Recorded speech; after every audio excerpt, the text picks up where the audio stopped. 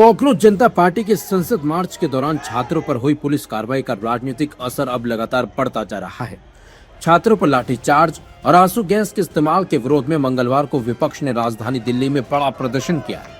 लोकसभा में नेता प्रतिपक्ष राहुल गांधी, कांग्रेस महासचिव प्रियंका गांधी वाड्रा, समाजवादी पार्टी के अध्यक्ष अखिलेश यादव समेत कई विपक्षी नेता प्रधानमंत्री आवास के बाहर धरने पर बैठ गए और केंद्रीय शिक्षा मंत्री धर्मेंद्र प्रधान के इस्तीफे की मांग उठाई।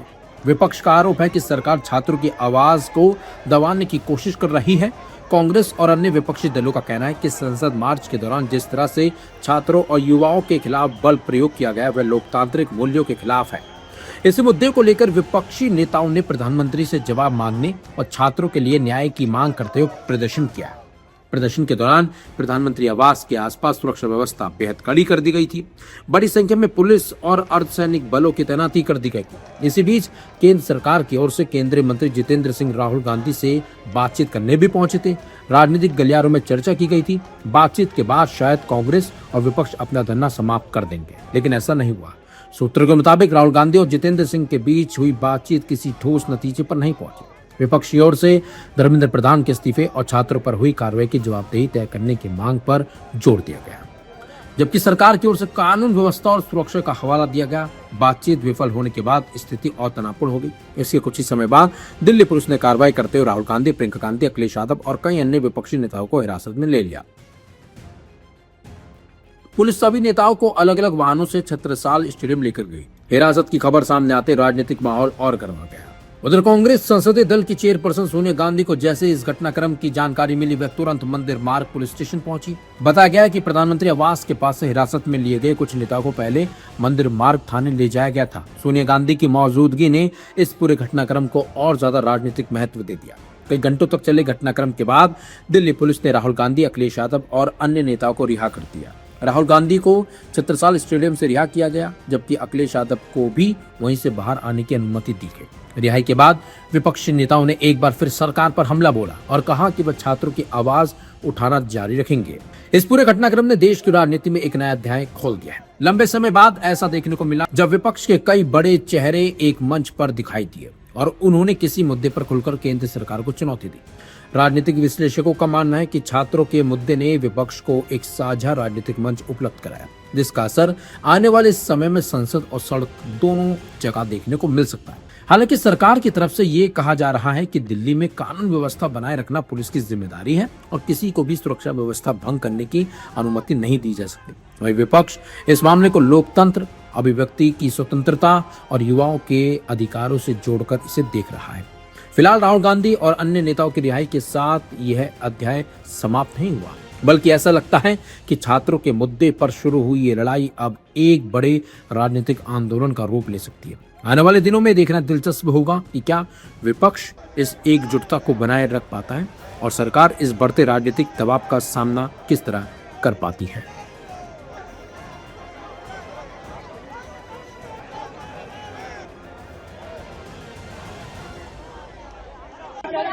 क्योंकि सुन लीजिए, क्योंकि अगर हम डिस्कशन चाहते हैं, डिस्कशन नहीं होता है।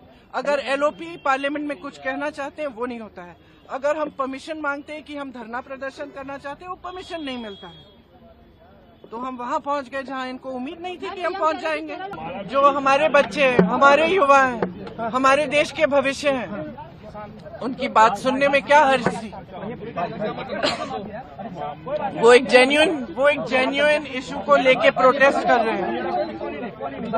वो जो उनके साथ हो रहा है, वो उसका दुख लेकर, गुस्सा लेकर प्रोटेस्ट कर रहे हैं।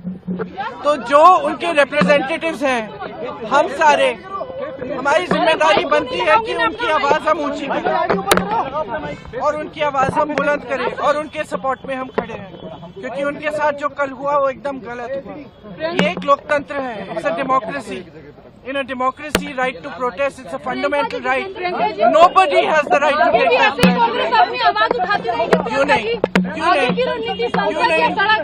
क्यों नहीं? जहाँ पे जरूरत होगी वहाँ हम आवाज उठाएंगे। डिमांड उनका पहले कुछ और चाहिए था, फिर उन्होंने बोला कि रेजोल्यूशन चाहिए धर्मेंद्र प्रधान का, तो उनका डिमांड जो है वो बदला था प्रोटेस्ट के दौरान। जब पीएम हाउस के बाहर वो प्रोटेस्ट कर रहे थे, सिंह गए वहाँ तो उन्होंने बोला कि उनका डिमांड पहले कुछ और था, फिर डिमांड चेंज हो गया। हमारे डिमांड बहुत स्पष्ट हैं और हम शुरू से ये डिमांड कर रहे हैं। जो एजुकेशन सिस्टम एकदम ब्रोकन है उसको हमें दुरुस्त करना है, उस सिस्टम को ठीक करना है। उसके लिए आप डिस्कशन करो। आप धर्मेंद्र प्रधान, आपको या तो मेरी बात सुननी है, आप के बाद सुनने दो भाई, सुनने दो। धर्मेंद्र प्रधान जी को रिजाइन करना है, एक डिस्कशन होना चाहिए पार्लियामेंट, और जो स्टूडेंट्स प्रोटेस्ट कर रहे हैं उनकी सुनवाई होनी चाहिए।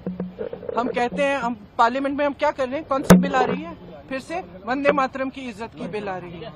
क्या मतलब है इसका, क्या मतलब है इसका? वंदे मातरम का मतलब क्या है? अपनी मातृभूमि के लिए, अपनी मातृभूमि की इज्जत। तो ये क्या है? हमारी मातृभूमि लोकतंत्र है। ये बच्चे कौन है? इन्होंने तो डाला है हमें संसद में, इन्हीं के तो वोट से हम पहुंचे हैं संसद में। संसद उनका है, लोकतंत्र उनका है, देश उनका है। आप उनके बारे में नहीं सोच रहे हो? उनके लिए बिल क्यों नहीं आ रही है? एजुकेशन सिस्टम के ओवरहॉल के लिए, एजुकेशन सिस्टम में जो पैसे खर्च रहे हैं 1.4 लाख करोड़ रुपए, आपने कभी सोचा है अडानी और अंबानी के लोन कितने माफ हुए? 16 लाख करोड़, 16 लाख करोड़ उनके लोन माफ हो रहे हैं। और एजुकेशन, पूरे देश के एजुकेशन में आप 1.4 लाख करोड़ डाल रहे हैं। क्या ये भी मांग कांग्रेस करेगी कि कोई बिल लाया जाए एजुकेशन सिस्टम की? डिस्कशन होना चाहिए, डिस्कशन होना चाहिए। जो स्टूडेंट्स कह रहे हैं उनकी सुनवाई होनी चाहिए, उन पर लाठियां नहीं बरसानी चाहिए, उन पर आंसू गैस नहीं डालना है। छोटी छोटी बच्चियां हॉस्पिटल में हैं, उनके पेरेंट्स की हालत देखिए। और आप लोगों की जिम्मेदारी बनती है, आप लोगों की जिम्मेदारी बनती है कि आप स्टूडेंट्स की आवाज उठाएं, आप इस मुद्दे को उठाएं और आप देश को सच्चाई दिखाएं। मांग वही है जिस तरीके से आपको डिटेन किया गया, यहाँ पर लाया गया। राहुल गांधी भी यही है, पूरा विपक्ष यहाँ है, क्या प्रतिक्रिया? देखिए, जो मांग छात्रों की है, सरकार को छात्रों की मांग माननी चाहिए। जो उन्होंने मांग रखी है उसको स्वीकार सरकार को करना चाहिए। और सरकार ने जो अन्याय किया है छात्रों के साथ, युवाओं के साथ, जिस तरीके से उनको पीटा गया, उनका सर फोड़ा गया, हड्डी तोड़ी गई, करंट लगाया गया, और जो कुछ सरकार कर सकती थी सरकार ने दमन करने की कोशिश की है। लड़कियों के कपड़े फाड़े हैं। क्या ये लोकतंत्र में उम्मीद कर सकता है किसी सरकार से? और जब शांतिपूर्ण आंदोलन और प्रदर्शन चल रहा उस समय, इसलिए हमारी मांग है कि सरकार जो छात्र हैं, युवा हैं, उनकी मांगों को मान लें। कल भी यही मुद्दा आप लोग उठाएंगे? सदन में यही मुद्दा उठाएंगे।